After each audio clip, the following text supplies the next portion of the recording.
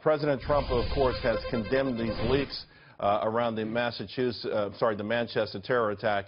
This after Britain's Prime Minister raised concerns at the NATO summit. Joining us now, Investigative Management Group CEO Robert J. Strang. Robert, thanks for joining us. Thank you, Charles. These leaks already were a big story with respect to Trump's administration before he even went on this foreign trip. But seeing it play out in the midst of this investigation into this horrific incident, the barbaric act, by the New York Times, by the way, it really, I think, was the final straw. Right. Irresponsible would be a good word. How about deadly? If you're trying to round up a terror network and you're putting information out there, you may actually help some people flee or know, hey, I'm in the web now. I mean, it was beyond reckless. Yes. When I worked for the Department of Justice, my job was to, as an agent, a special agent, was to deal with the press and to work with them on certain things. Never would something like this in the middle of an active investigation ever hit the newspapers, because how many people did we lose by having that photo out there, by having that name out there? You know, who knew what was going on? They're out making arrests. They're doing search warrants. Not only do you jeopardize the case, you jeopardize the cops and the agents who are going through those doors to make these arrests. Right.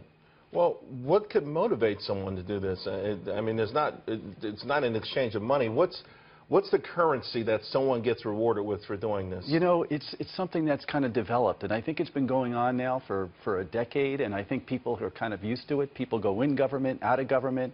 The reporters get a hold of something that they think they can use on background or, you know, perhaps not for publication. Do they see themselves as heroic whistleblower types, or are they trying to hurt President Trump's presidency? Who knows? I mean, who would put out a name of an individual when cops are doing search warrants on their co-conspirators? It's just unbelievable that this could happen. So once we do get a prosecution, once somebody is brought and arrested and charged, then we'll see a difference. Britain does it all the time. The United States doesn't.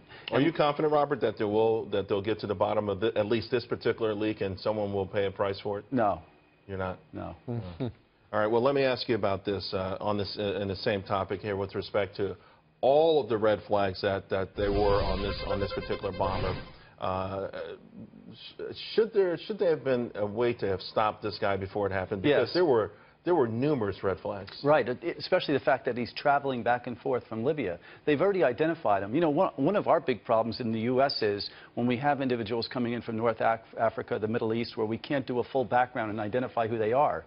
In Great Britain, they know who this guy is. They know that he's traveling back and forth. Why let him back in the country without doing a full debriefing and knowing exactly what he was doing when he was in Syria, in Libya in this case, and make sure that this doesn't happen? This was something that could have been stopped because they had an ID on him. They knew that he was traveling. They knew that he was disenfranchised. They knew from the community that they were worried about him. His own family was worried about him. He was angry. I don't know if you could have a better example of someone who could be a potential terrorist than this young man. The red flags are always there. You know, they talk about the indoctrination process. It takes some time, and people see this. You even mentioned apparently there's a reporter's mother told authorities and that he was completely unhinged. Who takes the lead there? Because one of the problems I see is they're not sure within the law enforcement community. Is this a federal issue?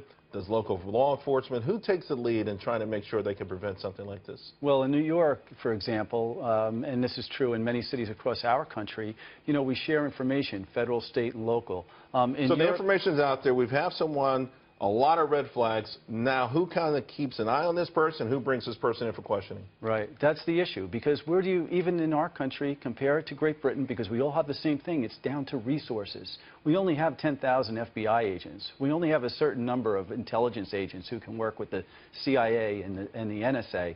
Where do all these people come to do surveillance 24 hours a day, to monitor their social media constantly, to listen to their phones, to look at their text? Where does it happen? You have to draw the line. You have to be able to put things in categories and take the worst case scenarios, put your manpower there, and then at the same time try to keep your intelligence going with these other second-tier terrorists, if you will.